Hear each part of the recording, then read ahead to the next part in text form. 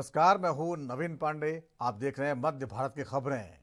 मध्य प्रदेश के मुख्यमंत्री डॉक्टर मोहन यादव विभिन्न विभागों की बैक टू बैक समीक्षा बैठकों में शामिल होंगे।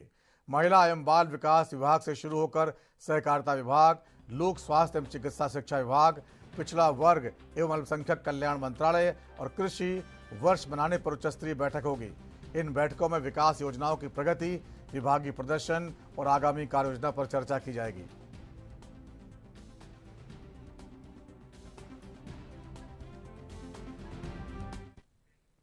बलरामपुर जिले के वाड्रफनगर विकासखंड के बैतो खास आंगनबाड़ी केंद्र से शासन प्रशासन की लापरवाही का मामला सामने आया है। महतारी वंदन योजना की सूची में एक मृत महिला का नाम शामिल कर दिया गया, जिसकी मौत 2 साल पहले हो चुकी थी।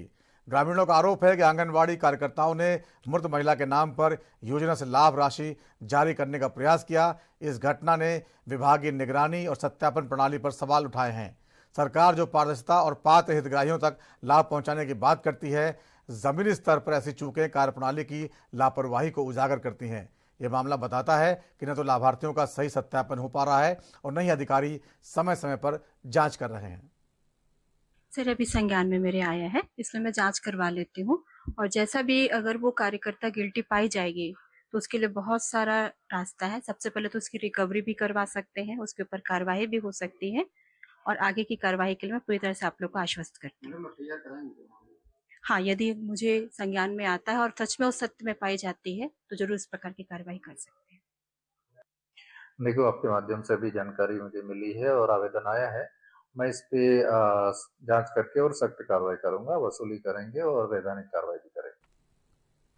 और भारत और दक्षिण अफ्रीका के बीच दूसरा वनडे मैच रायपुर के शहीद वीर नारायण सिंह अंतर्राष्ट्रीय क्रिकेट स्टेडियम में खेला जा रहा है। इस महत्वपूर्ण मुकाबले के लिए क्रिकेट प्रशंसक बड़ी संख्या में स्टेडियम पहुंचे हुए हैं। रायपुर में पहली बार इस तरह का अंतर्राष्ट्रीय मुकाबला होने की वजह से लोगों में उत्साह चरम पर है। दोनों टीमों के बीच कांटे की टक्कर देखने को मिल सकती है, जिससे क्रिकेट प्रेमियों का रोमांच बढ़ गया है। इस मैच में पहले खेलते हुए भारतीय टीम शानदार प्रदर्शन कर रही है।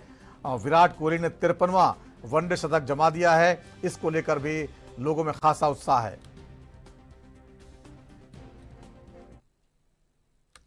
और पुलिस अधीक्षक चांपा विजय कुमार पांडे के निर्देश पर थाना चांपा में अवैध गतिविधियों पर कार्रवाई की गई।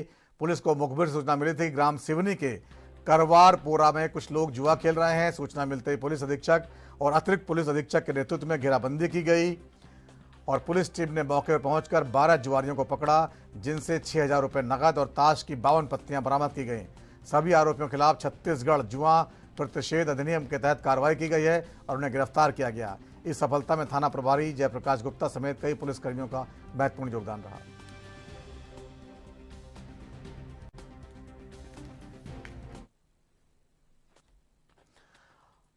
और खबर नीमच से है। पिपलिया मंडी मादक पदार्थ तस्करी मामले में करणी सेना ने नारकोटिक्स विभाग के खिलाफ विरोध प्रदर्शन किया है। प्रदेश अध्यक्ष जीवन सिंह शेरपुर ने गोवर्धन सिंह को निर्दोष बताते हुए उसे बरी करने की मांग की। उन्होंने विभाग को 45 दिन का अल्टीमेटम दिया और चेतावनी दी है, यदि न्याय नहीं मिला तो भूख हड़ताल पर बैठ जाएंगे। शेरपुर ने अधिकारियों के से मामले की निष्पक्ष जांच का आग्रह किया है और गोवर्धन सिंह को शीघ्र बरी करने की अपील की है।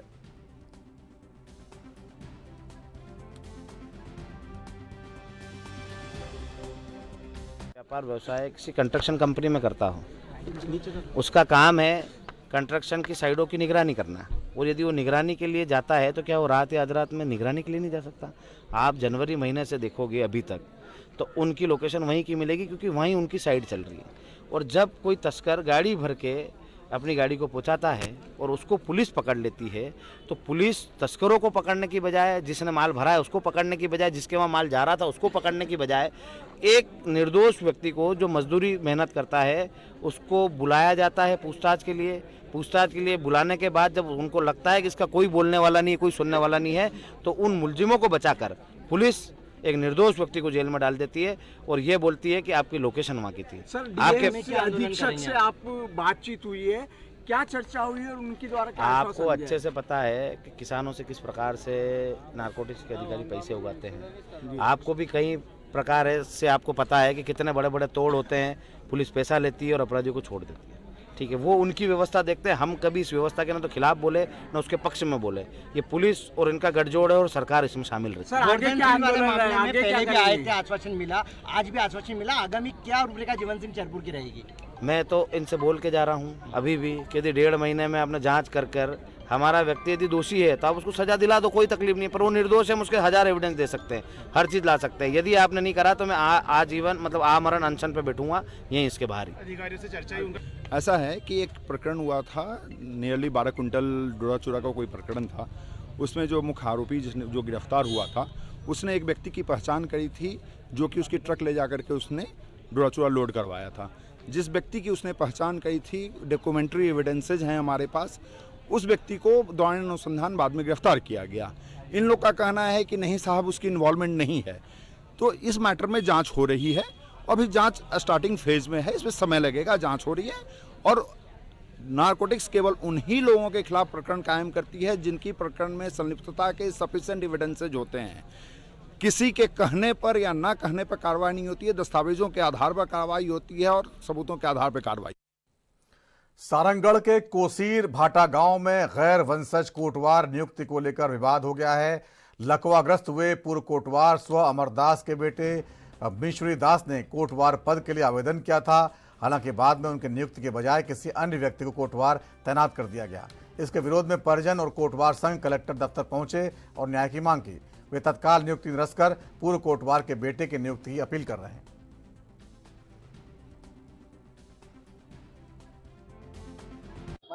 कोसीर भाटा गाँव से का कुछ समस्या लेके कलेक्टर दफ्तर पहुंचे आपने? कलेक्टर से मैं निवेदन करे आहन, आवेदन दे जो मोर पिताजी के नौकरी है वाला कोई गैर वंशज ला दे है, तो मैं निवेदन करे आहन कि वो नौकरी हमारा वापस मिलना चाहिए। मोर बाबूजी ला जबरदस्ती घर जाके इस्तीफा दिलवाए हैं, इस्तीफा दे के कोई गैर वंशज ला दे ओकर लिए मैं निवेदन करे आहन कि मोर बाबूजी ला नौकरी वापस मिलना चाहिए।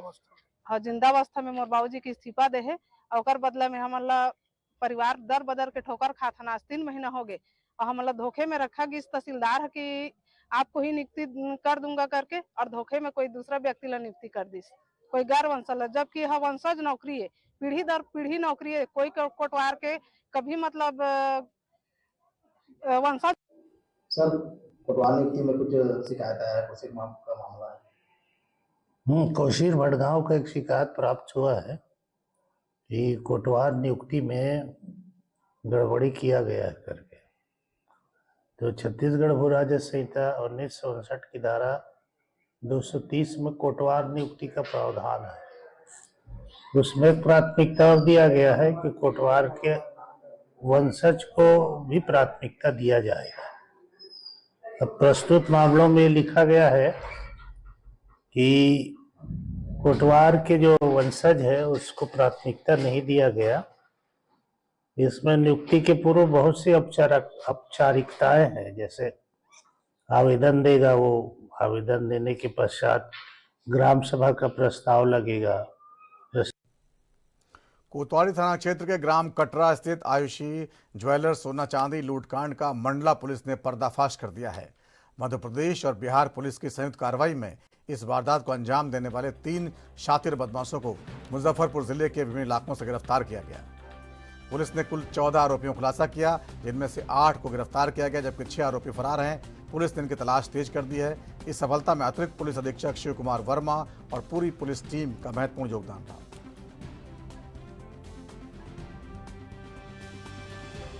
आयुषी ज्वेलर्स पे गोली चलने के पश्चात वहां से ज्वेलरी के सामान को लूटा गया था। प्रथम दृष्टया चूंकि 4 आरोपी थे तो इसमें लूट का अपराध कायम किया गया था और बाद में पुलिस के इन्वेस्टिगेशन के दौरान अभी तक हम लोग 14 आरोपी को आइडेंटिफाई कर पाए, तो इसको डकैती का अपराध बताया गया। इसमें मुख्यतः हम लोगों ने सीसीटीवी कैमरास का यूज किया है। जो आरोपी हैं उन्होंने रास्ते में जो पुलिस की तत्काल चेकिंग लगी थी घटना के 15 मिनट बाद ही, उसको चकमा देने के लिए रास्ते में अपनी नंबर प्लेट चेंज करी। नंबर प्लेट चेंज करने के बावजूद भी पुलिस की टीम के द्वारा लगातार कैमरास जो टोल टैक्स के थे और प्राइवेट और सरकारी कैमरास है उनका यूज करते हुए ट्रेल बनाया और टीम ने ये आइडेंटिफाई किया कि इसमें 3 आरोपी मुख्यतः बिहार के हैं, जिसमें कि खालिद अंसारी जो है इनका हेड है और साथ में शशि और कृष्ण, इन लोगों ने इस घटना को कारित किया है। पुलिस की टीम ने मुजफ्फरपुर में जाके इन दुर्दांत अपराधियों को पकड़ा, जिनके विरुद्ध हत्या और अन्य अपराध मिला के 5 से 6 अपराध न्यूनतम सभी पर हैं। वहां से पुलिस के सपोर्ट के पश्चात इनसे जब पूछताछ की गई तो इसमें ये पता चला कि यहाँ मध्य प्रदेश के भी बड़वानी के, इंदौर के और देवास के और अन्य जगहों के, इवन रायसेन के आरोपी इसमें सम्मिलित हैं। साथ ही 2 व्यक्ति जो हैं स्थानीय हैं, जिसमें कि एक ज्वेलर्स का कजिन है, उसने ये टिप दी थी और एक साथ में एक रोहित भारती है, उन्होंने ये टिप उपलब्ध करवाई थी। तो इस तरह से पुलिस की टीम ने लगातार सीसीटीवी फुटेजेस और संबंधित पुलिस की टीम्स के सहयोग से इसमें अभी 1.25 किलो चांदी की ज्वेलरी रिकवर करी। एक बार फिर बढ़ते हैं अगली खबरों की ओर। SCCL के अमीरा कोल खदान में स्थित तनावपूर्ण हो गई है, क्योंकि कोल माइंस के एक्सटेंशन को लेकर महीनों से चल रहे ग्रामीणों के आंदोलन के बीच पुलिस ने आंसू गैस के गोले छोड़ दिए। इसके जवाब में ग्रामीणों ने पुलिस पर जमकर पथराव किया है।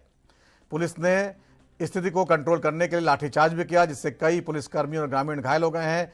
आंसू गैस के जरिए पुलिस ने ग्रामीणों को पीछे खदेड़ा। कोल माइंस के आसपास का माहौल अब पूरी तरह तनावपूर्ण दिखाई दे रहा है।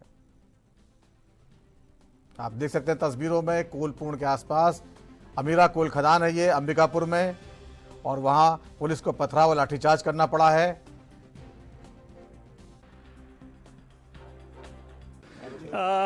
यहाँ ACCL अमीरा में परसोड़ी कला गांव के लोग यहाँ पे उपस्थित हुए हैं कि वो आगे कोयले खनन की अनुमति नहीं देंगे करके। इस संबंध में जब हमने बातें की तो ये पता चला कि 2016 में ही यहाँ का भू अर्जन की कार्रवाई पूरी हो चुकी है और कुछ ग्रामवासियों के द्वारा भू अर्जन कार्रवाई के पश्चात अपना मुआवजा भी प्राप्त कर लिया गया है और कई ग्रामीण लोग भू अर्जन की कार्रवाई के पश्चात भी मुआवजा नहीं ले रहे हैं और वो कोयला खनन में व्यवधान उत्पन्न कर रहे हैं। तो इसी को दृष्टिकोण रखते हुए आज यहाँ पे हम लोग उपस्थित हुए हैं और हम लोग गांव वालों को समझाने का प्रयास कर रहे हैं कि चूंकि 2016 में ही भू अर्जन की कार्रवाई पूर्ण हो चुकी है तो ACCL को यहाँ पे कोल खनन की अनुमति दी जाए। वहाँ पे ACCL लोग कोयला खनन करना चाहते हैं और आप लोग को अगर किसी चीज़ को लेकर के अपनी बातें रखनी है तो विधि के अनुसार आप लोग अपनी